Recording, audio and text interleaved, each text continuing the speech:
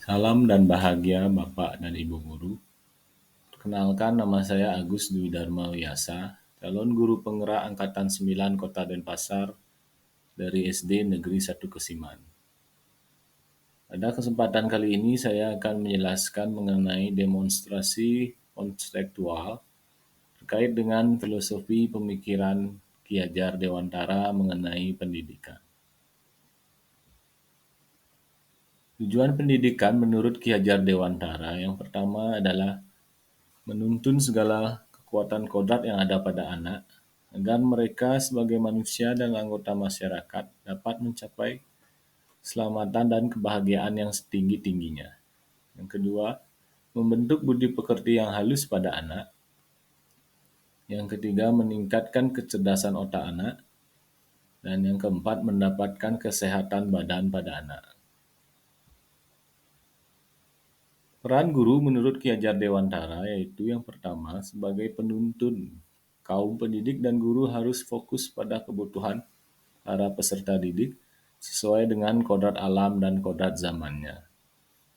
Yang kedua, pendidikan merupakan sebuah proses menuntun, bukan mendikte, mengajari, membentuk atau memaksakan kehendak untuk menciptakan peserta didik sesuai keinginan. Yang ketiga, pendidik itu menuntun tumbuh atau hidupnya kekuatan kodrat yang ada pada anak-anak agar dapat memperbaiki lakunya, bukan dasarnya, hidup dan tumbuhnya kekuatan kodrat anak.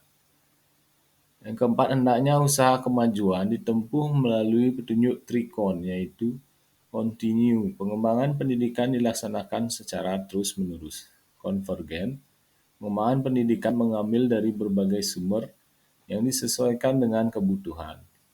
Dan yang terakhir konsentris, yaitu pengembangan pendidikan namun tetap berdasarkan kepribadian sendiri. 3 semboyan pendidik menurut Ki Hajar Dewantara yaitu pertama Ingarso Sungtulodo. Sebagai pemimpin dapat memberi contoh atau suri teladan untuk yang ada di tengah dan di belakang. Yang kedua, Ingmadio Mangunkarso. Seseorang di tengah kesibukannya harus mampu bangkit dan memberi semangat untuk kemajuan. Yang ketiga, Tutwuri Handayani. Seseorang harus memberikan dorongan moral dan semangat kerja dari belakang. Strategi menciptakan pembelajaran yang berdampak pada murid. Ada beberapa strategi yang bisa kita lakukan untuk memajukan pembelajaran yang berdampak pada murid. Yang pertama yaitu kegiatan pembiasaan dan persembahyaan bersama. Kegiatan pembiasaan ini biasanya dilakukan sebelum masuk kelas maupun sesudah pulang sekolah. Seperti misalnya menyanyi lagu nasional dan lagu daerah, bertepuk tangan, hormat bendera, senam bersama, bersalaman, dan sembahyang bersama. Yang kedua, variasi metode pembelajaran dengan penggunaan media. Bagaimana seorang guru dituntut untuk menggunakan variasi metode pembelajaran dan menggunakan media pembelajaran agar anak-anak tidak merasa bosan dalam mengikuti pembelajaran. Mengikuti lomba dan pengembangan diri. Di sini artinya anak-anak yang mempunyai bakat itu diikutkan untuk lomba-lomba dan pengembangan diri yang berguna untuk meningkatkan kemampuan mereka.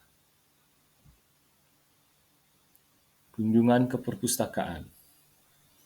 Di sini anak-anak juga mengunjungi perpustakaan yang ada di sekolah dengan tujuan untuk meningkatkan minat baca dan meningkatkan literasi yang ada pada dirinya atau kemampuan membaca yang ada pada dirinya.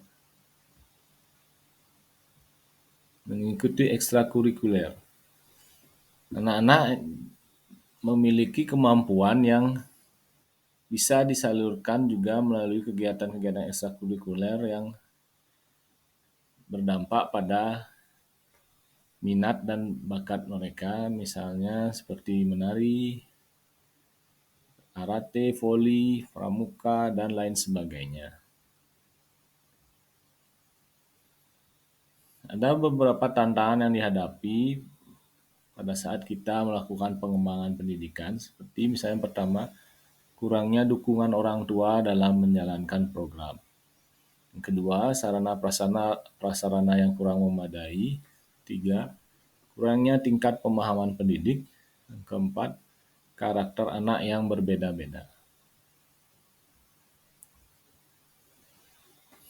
Solusi mengatasi tantangan tersebut yang pertama, mengkomunikasikan segala program-program sekolah dan menerima masukan dari orang tua murid. Yang kedua, mengadakan sarana prasarana yang diperlukan, baik itu bersumber dari dana BOS atau dari komite. Yang ketiga, mengadakan atau mengikuti pelatihan-pelatihan terkait dengan pengembangan pembelajaran. Yang keempat, memberikan pengertian atau pemahaman pada murid, kemudian diferensiasi tugas, dan memberikan semangat atau motivasi.